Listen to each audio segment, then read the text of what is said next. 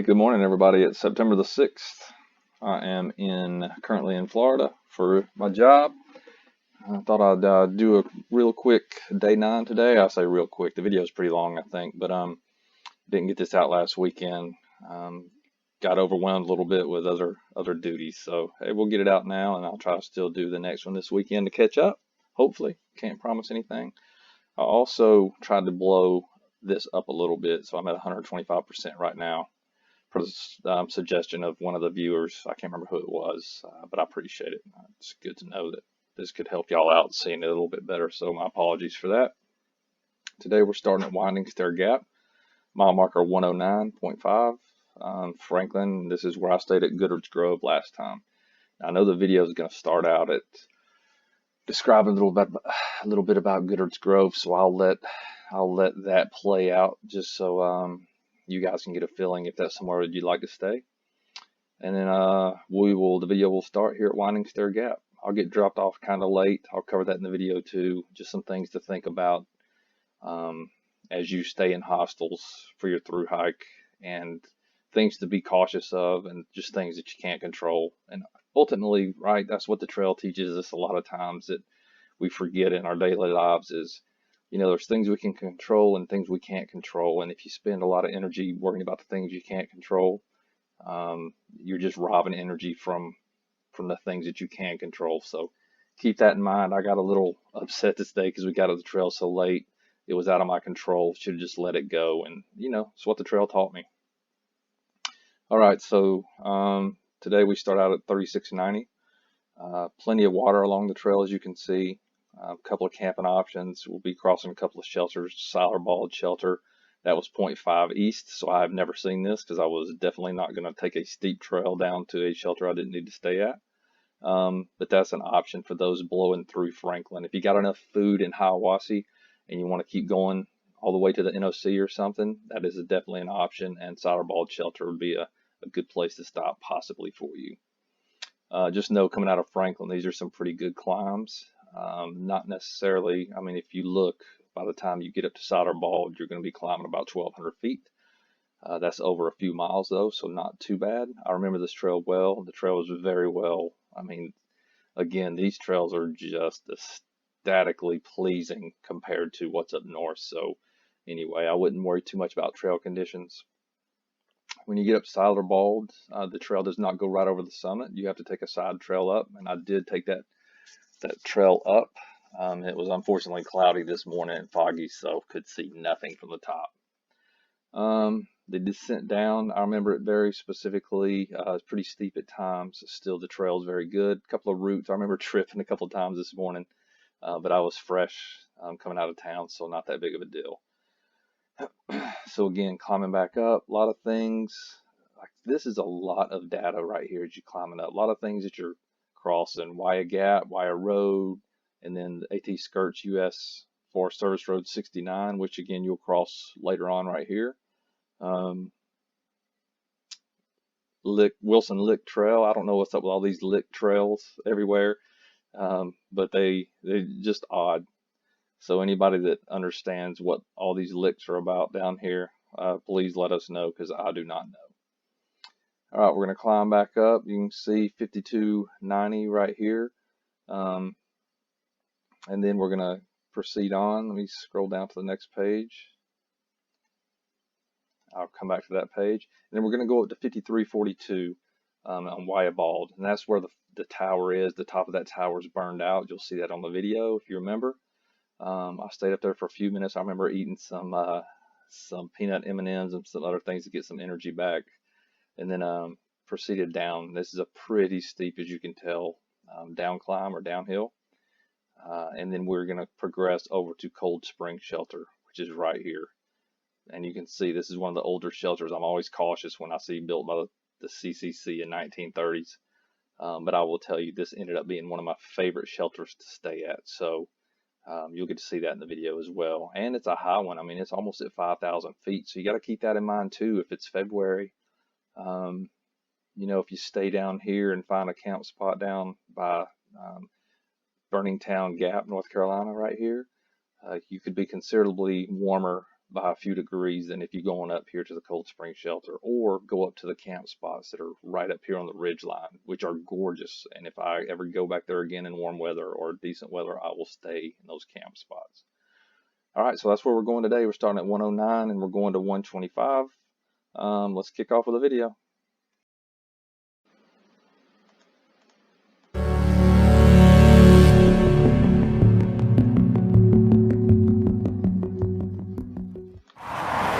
Leaving Winding Stair Gap, just got dropped off by Zen. Zen is the owner of Goodard's Hostel.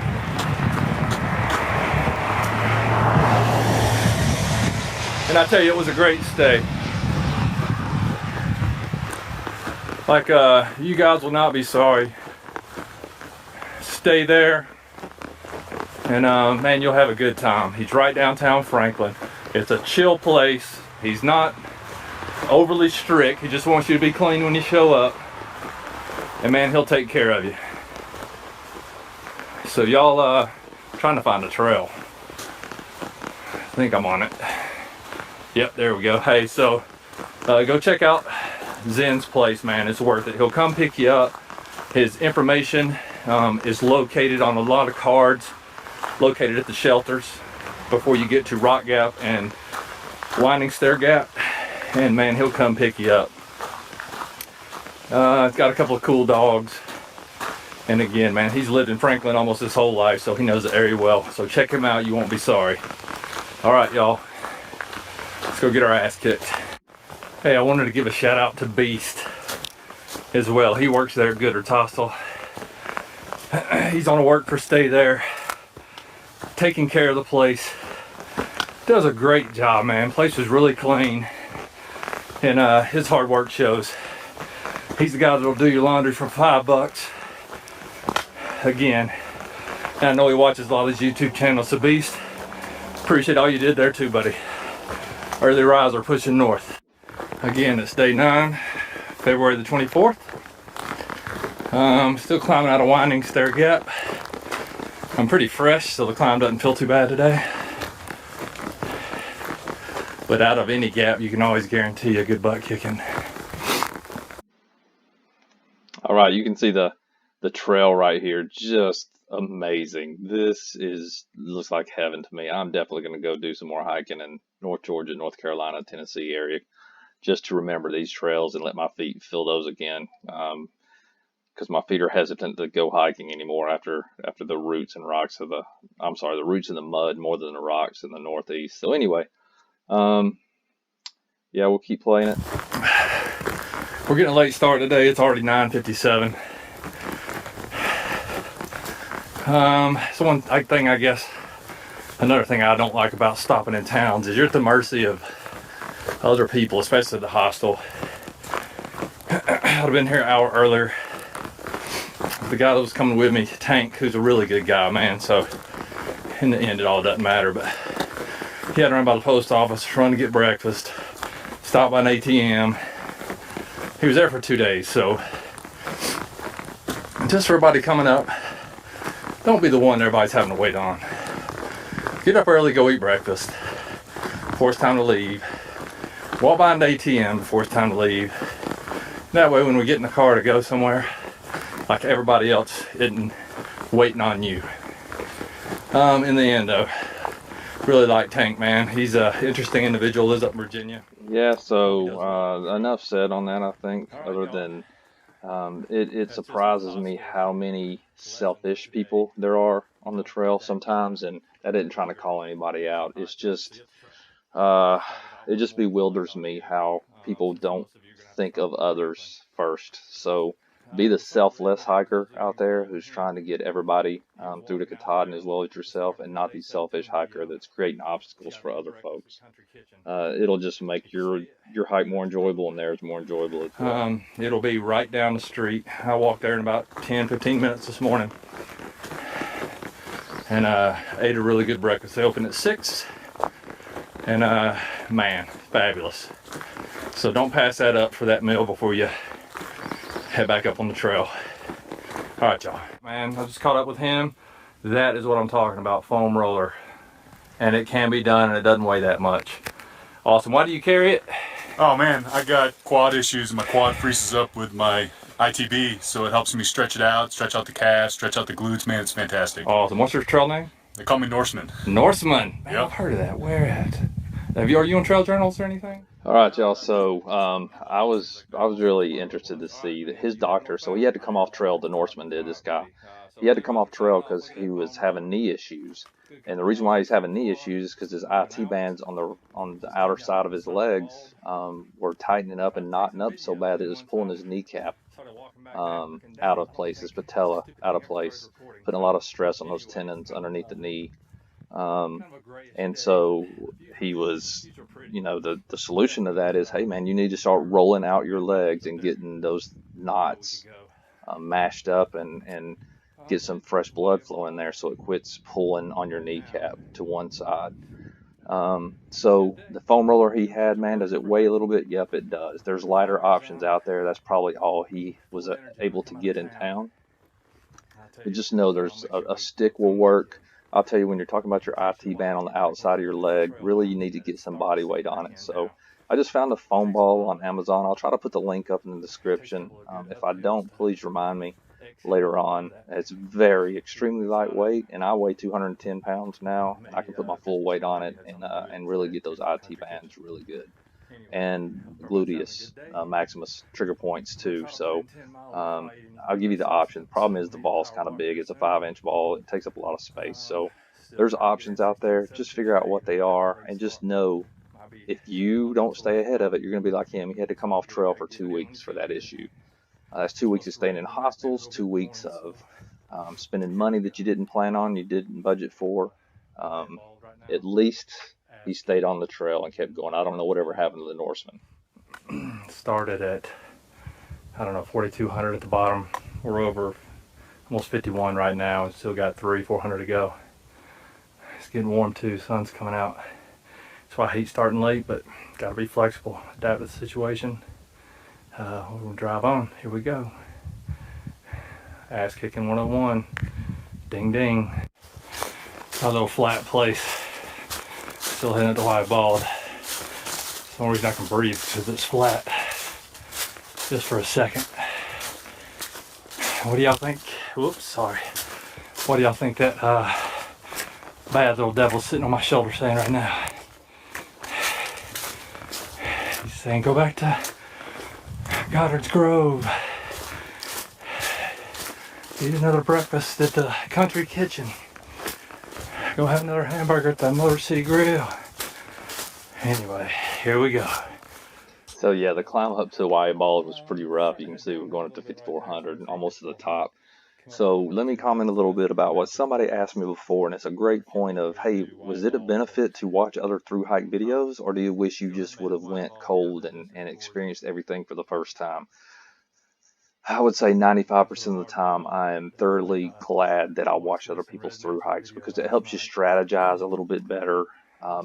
It helps me know where to send boxes or where I can get off and go to town, because I worry about things like that. And with those worries gone, now I have more time to focus on the steps that I'm taking on the trail and spend a little bit more time in my head and enjoying those views. So to me, the benefits way outweighed the negative effects of watching the videos, except for today. I watched Red Mage's video. I kept calling him Red Mage, so it took me a few weeks to figure out what his name was. Here's the tower. Just the rocks survived, and the top of it's burned out because of the fires last year. But yeah, I watched a lot of Red Mage's videos, and I watched this one the day he came up to Wayah Bald, the day before I went. And I saw that road he was walking on, and my goodness, I kept looking for that road. Oh, as I was getting my butt kicked coming up to that 5,400 foot of elevation, what a view. Look at that. Like I just got chills seeing that again. Whew, I missed the trail. But yeah, I kept looking for that road, and that was such a mental barrier for me. So there are times when watching somebody's videos the day prior isn't always a great thing. So I just caution against that. However, to me, again, the benefits outweighed the negatives. And I sure do appreciate everybody vlogging those videos so I could watch them, because I always said it, I'm a through hiker fan first. Get at it. Coming down off of Wayah Bald now. already passed Wayah shelter. It's a little ways off the trail. I had a snack and some chocolate covered peanuts and some Skittles up top, so I'm gonna let that run its course and stop and grab something more substantial when I find a good water source. Sorry for the wobbling. Y'all probably know I think a lot about mindset, and what interests me is your guys' mindset. For those coming up behind me, how are you preparing? Those before me who are on the trail, what are they experiencing? And then those who have already been before, how did your mindset shift and alter throughout your experience? So anyway, my mindset right now, and it's probably because I'm still too close to the beginning, and I look at each day as a 8-hour workday. I'm gonna put in at least 8. So that means on my feet, rucksack on, walking northbound 8 hours a day at a minimum. And on some days I'm gonna walk longer. So that's my mindset going in. And your distance is gonna vary obviously with the terrain. Some days I go 20 miles, some days I went 15 miles in the same time frame. So that just shows you the difficulty of the terrain. All right, just wanted to share that with you, at least my mindset right now. And then I almost laugh at myself here because, you know, this winter time, so 8 hours a day was a good chunk of the daylight hours. But later on, man, 8 hours, that would be an extremely short day on most days in the future as the days got longer and I'll start doing bigger miles. So yeah, so the mindset, gorgeous view there. But as we think through that, and as you plan your hike or you do section hikes or whatever you do, obviously the daily goals, and we've talked about it before, those little goals are the things that keep you motivated and keeps that little devil at bay, keeps those dark thoughts at bay. Just knowing, hey, I'm walking 8 hours, and half of that's 4, so hopefully in 4 hours I want to be at the 10-mile mark. And then when you get there to the 4 hours, or you get to the 4-hour time mark and you assess, maybe you're at 9 point something, maybe you're at 11 something. Regardless, that gave you a goal, and now you can set the next goal for the next 4 hours. It's these little goals that keeps our mind focused on productivity, things that keep disorder out of our minds and keep little things in order. And it's so much easier. All the research I'm reading right now in the books I'm reading just talk about how much easier it is to find happiness when you keep your mind focused on goals. So just learning how to develop these goals on the trail. I'm a good goal maker in my life. But you know, when you step into a new environment like this, you got to figure it out. So those little daily goals, very important to me. And that even extends to, look at this trail. Oh my gosh, that's just heaven. Of course, I always turn the camera on when it's flat, but yeah, those little goals will just keep you sane and keep you happy. it's been about 1.6 or 1.7 of continuous uphill. It's been on a decent grade. So this is the climb up to Cold Spring Shelter, and you'll hear in just a second. I stopped here, man. I was tired. I was at my wit's end, and I took like literally 2 or 3 more steps after I filmed this, and I can see the roof of the shelter. So I was laughing about 100 myself. yards and stopping for about 2 or 3 breaths. It's good though. Like right now, I feel got my breath back, and it feels really good. Legs feel strong, ready to go again. All right, anyway, moving on. Hungry, want to eat. Enough. When I did that last video about the Guidebook app, I took about 2 steps and could see the roof of the shelter. This is badass, man. Has a stream right here running beside it. This is the trail, and the shelter runs right beside it. That's the trail going right around that side. The privy's down there. This is pretty badass. I'm gonna go ahead and eat and see what my options are. Cold Spring Shelter, I just offer, man, it's a great place to stay. It's a small shelter. I ended up sharing this with one other guy. I'll try to talk about him in a few minutes. But I'll tell you, this shelter is amazing. The water's right out front. This was just a great evening. You heard my plan, what I want to do. I think mileage to the NOC is very doable in the morning from here too. and it's supposed to rain tonight. So I'm assuming that most of you would vote, might as well just stay at the shelter, stay dry, keep your tent dry, get up early and head out. And I know that's a smart thing to do. Us military folks ain't always smart. Sometimes we're hard. And it's hard to be smart sometimes. We'll see. Thought I'd tell a little dinner joke. It's fast. All right, so this was the joke of what did the fish say when he hit a wall? Damn. Anyway, just get that out so I can talk about some other things. I still laugh at that joke. Yeah, so this was where I wanted to highlight the struggles that I was going through in my mind with that last segment of, man, do I keep pushing myself or do I stop here? Do I make the same decision and take care of my body, or do I keep pushing on to try to make distance and then maybe get a larger day off somewhere? I chose to stay here.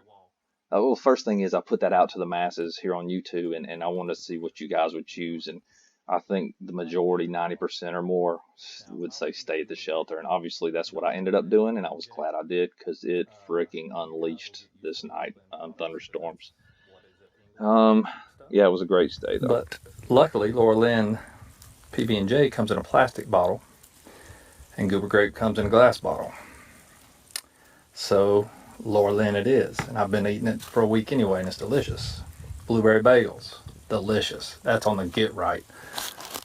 To go with that, peanut butter filled pretzels, also Laura Lynn. All right, y'all, that's how you get right after a day of hiking. I won't play the fool. I'm gonna stay here tonight.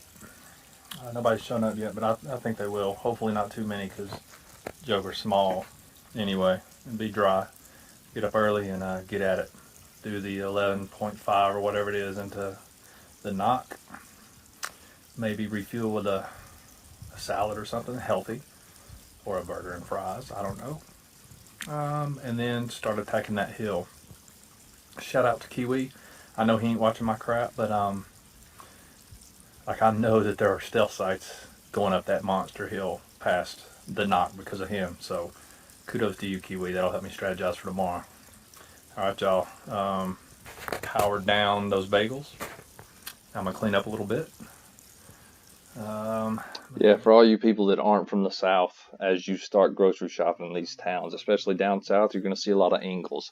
When you get into Ingles, they're one of the grocery stores like your Food Lines and other ones, even your Vons out in California, where you got to have a food card. I think I've talked about this before, but so go into Ingles, go get you an Ingles card, or see if the person at the register will let you use theirs, because they get points if they do that. So a lot of times they'll just let you piggyback on theirs. And Laura Lynn is their cheap off-brand of things, and I tell you, they are some really good, like that Goober Grape Laura Lynn style is delicious. Those peanut butter pretzels were delicious, and funny enough, those peanut butter pretzels are still the thing that I'm eating usually on a daily basis. So they're still my go-to snack. I still eat Cliff Bars. Everybody's like, "Oh my God, I can't believe you're still eating Cliff Bars." I ate them before I went on the trail, so trail food wasn't that big of a switch for me when it comes to things like that, the protein bars and all that. What I have given up is obviously the ramen every night, just high sodium content, not a lot of nutritional value there back in the real world. And then obviously I'm not powering down 2 or 3 candy bars a day, even though I wish I would, but I don't. I'm only eating one of my Pop-Tarts in the morning right when I wake up just to get something in my stomach. Then I transition over to some kind of Kashi cereal, and I use chocolate protein powder mix to eat my cereal with. So I've always done that, man. It's so delicious. Anyway, back to the video. This is talking about the campsite, I think. Lessons learned from today. And when I say lessons learned, man, this isn't like something I'm trying to pass on to y'all. I hope y'all can take something away from it, but really it's the lessons that I learned today, and hopefully that will help me get better and more efficient as this journey goes along. Staying at a hostel, I can't get emotional about getting to the trail late because it's just the way they work. And Gooder Grove Hostel is an outstanding up and coming hostel, so check them out. If you're a hardcore conservative, Trump loving, don't want to hear nothing about nothing else, you might want to avoid it. But I will tell you, Zen, man, he likes to talk about what he believes, and he doesn't get into a bunch of politics by any means. I like hearing him talk. I try to be as open-minded as possible. And I had a really good time. And there's really good energy up at his house. So, again, man, it's a good option. Man, be considerate of others.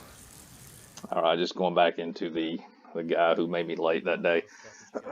um, yeah, so I vote conservative, just so everybody knows. I'm just not a big political guy because I just think you want to see the insanity of our world. Just watch what's going on in politics, no matter what side you fall on. If you get emotional about that stuff, you're just adding to it. So I try to keep that out. And Zen is also, he is on the, he's definitely not a conservative minded person, but I liked his views, and I think he has more of a existential view, and he talks more about life's meanings than he does anything politics wise. So they were good conversations. Beautiful beauty of a shelter in this beautiful spot. Anyway, hope everybody's doing good. Appreciate all the comments. I'll check in tomorrow. Be going to the NOC and beyond. I don't even know if I'm going to put this segment in the video. I said the last one, last little clip was the last. But if you come to the Cold Creek shelter and it's going to be a nice night, you got to go to a camping spot and camp up there. Zen was telling me about it. I just walked up there to look at it. The trail, like you don't even have words. Like, it's overlooking the world.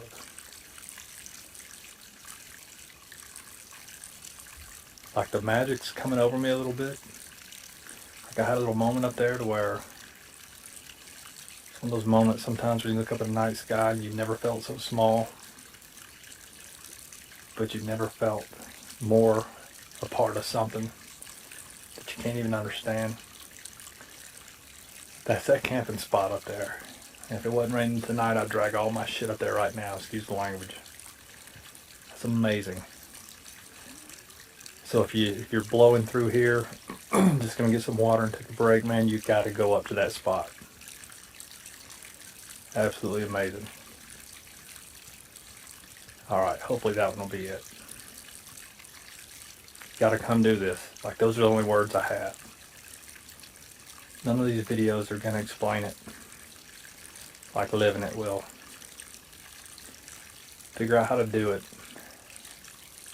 Then just do it.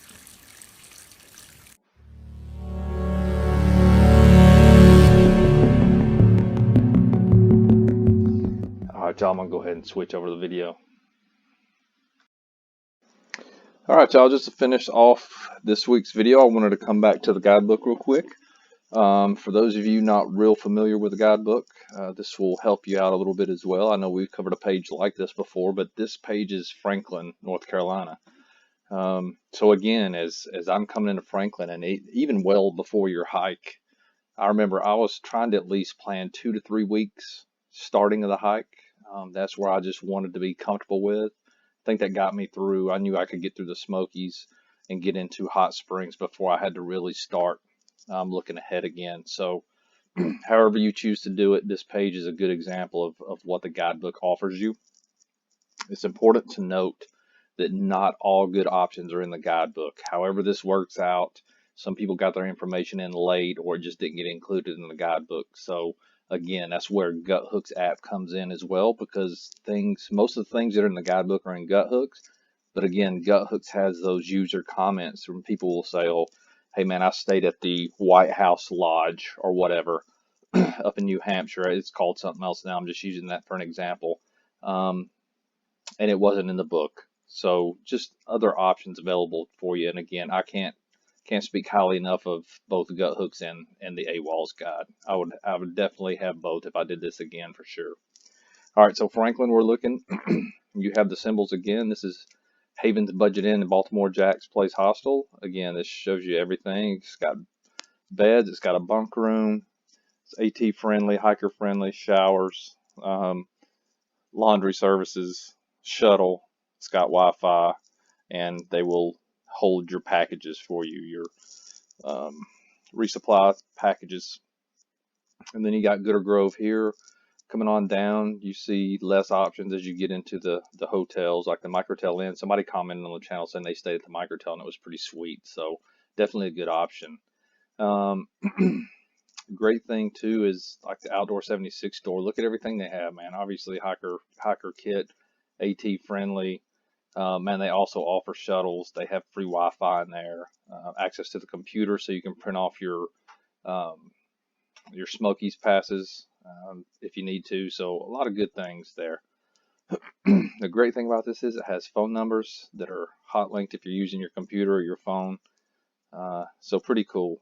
We won't belabor the point, but I know, if I need rides into town, they also have some of the trail angels listed here.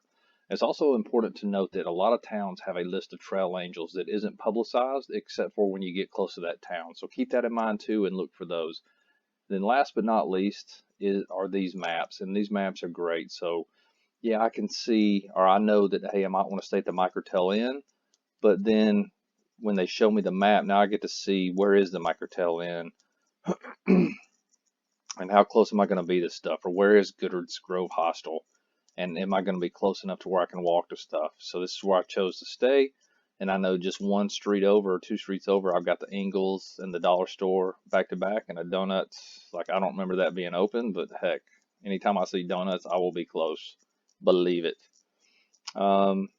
Yeah, and then the key thing to remember on these maps are your scale, right? So 2.5 miles from black line to black line laterally.